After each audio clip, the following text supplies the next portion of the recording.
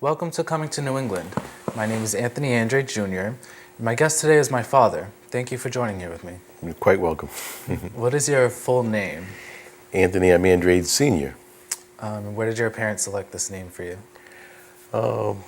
Being Anthony, they got my nickname, let me see. They selected that name from my uncle Tony, Uncle Anthony, which is my father's brother. So did they give you a nickname separate from him? Yeah, it was derived from Anthony, which is Tony. Okay. So when and where were you born? I was born on October 7, 1958 in Providence, Rhode Island, Fox Point section of Providence, Rhode Island. And before that, do you know how your family got to My Providence? parents and my grandparents were both born in America. My great-grandparents were born in the Cape Verde Islands. Oh, I see.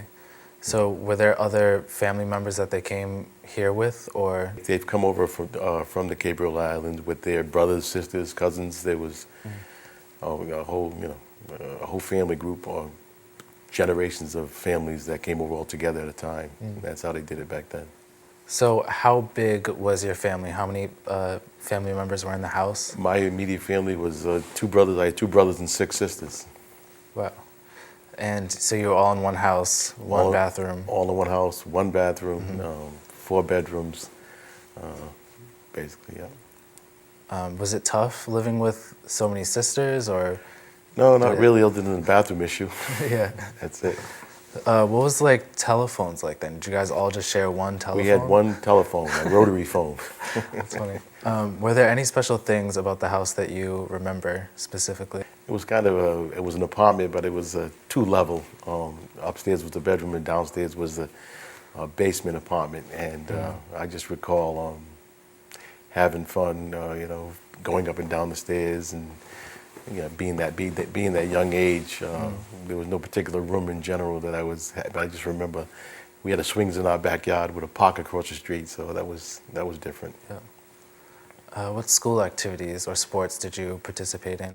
Middle school and into high school, I played basketball. I played basketball for Nathan Bissett Junior High School, and I played basketball and football for Hope High School in Providence. Do you remember any fads about your youth from your time? Well, go back to my high school days. We did wear the big afros and the big collars and the big bell bottoms and the leisure suits, I can remember. Yep, long gone now. Long gone, much long gone. What was your religion growing up? What Baptist. church did you go to? Baptist. Went to Sheldon Street Church. It's located in Fox Point, also 51 Sheldon Street. So aside from the values that were given, what were the physical traits or common physical traits in the Andrade family that you would say passed down?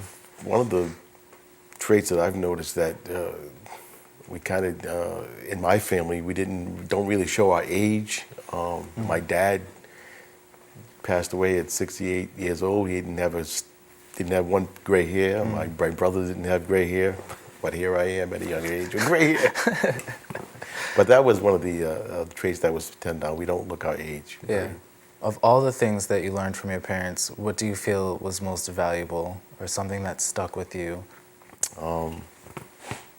Be kind to one another, respect one another, respect one another, basically. Yeah. Not only your family members, but as you go out into the world. For sure. What accomplishments are you the most proud of? Being involved with the Boys and Girls Club. I grew up in the Boys and Girls Club at the age of 6 years old. Went through all the programs, became an alumni member, was the president for the Alumni Association, and now I'm on the board of directors of the Boys and Girls Club of Providence. And so what I've received when I was a child at the Boys and Girls Club, I am now turning a leaf and making sure that the children have the same opportunity that I had growing up. Yeah. What is the one thing that you want people to remember about you, whether it be your involvement at the Boys and Girls Club or with the Peter Pan Company, or maybe just within your family? What is it, like one thing about Tony Andrade that you want, to live on? That's a tough question. That's a good one. I guess we'll start with committed, honest, hardworking, respectable. Loyalty. Just to name a few, loyalty, yes. Yeah. For sure. How is the world different from the way it was when you were growing up my age? Oh, just technology in itself will answer that. I mean, amazing technology has changed in the last 30 years that I've been happy to, transform myself to accommodate my, to keep up with things, so to speak. Right. But technology has been amazing. What world events had the most impact on you while you were growing up? And did any of them personally affect your family specifically? Yeah, I think in the political world, I think the assassination of President Kennedy and Dr. Martin Luther King was a big turning point, not only in my life but my parents' life in regards to social, how can I word it? Social programs and things of this nature. Yeah. Really came to a head where families like mine got to take advantage of the benefits that were but the assassination of these two gentlemen did put a damper on it, but their legend moved on. Do you remember those moments? Yes, I do. Like what? Yeah. Where were you, and how did you hear about that? When President Kennedy passed away, I was sitting in my kitchen. It was right after school sometime, and we had a small little portable radio on top of our refrigerator, and I remember the news coming over the radio that it was like a big alert, the president has been shot, the president has been shot. And I remember my dad being home, my mom being home, being very upset because he was such a good president. Wow. How would you define the American dream? That's a good one. When I was growing up, the American dream was to buy a home and,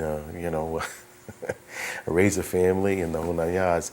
The American dream now, in my eyes, is to be able to help as much people as you can because of the way things have changed. Not only your family members, but your neighbors and the youth. We have to invest in our youth. I think that's very, very important. I agree. Well, it's been a pleasure to interview you today. Thank you for watching Coming to New England. Thanks.